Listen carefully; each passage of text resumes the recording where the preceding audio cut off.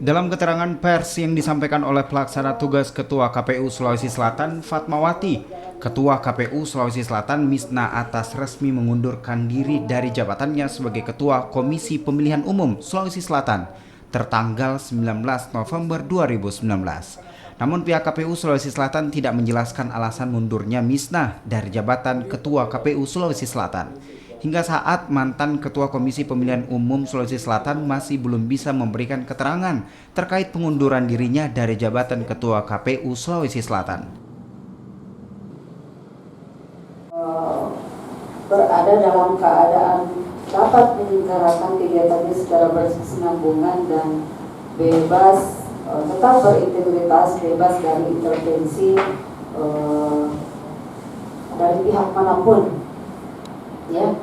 Nah, mengenai alasannya Ibu Misna untuk mundur, supaya teman-teman memperoleh jawabannya orisinil, mungkin lebih baik kalau teman-teman nanti langsung komunikasi dengan beliau. Mungkin ada surat pengunduran dirinya, yang bisa kita lihat. Ya. Kalau pengunduran dirinya tadi saya sudah bacakan, jadi isinya begitu bahwa Ibu Misna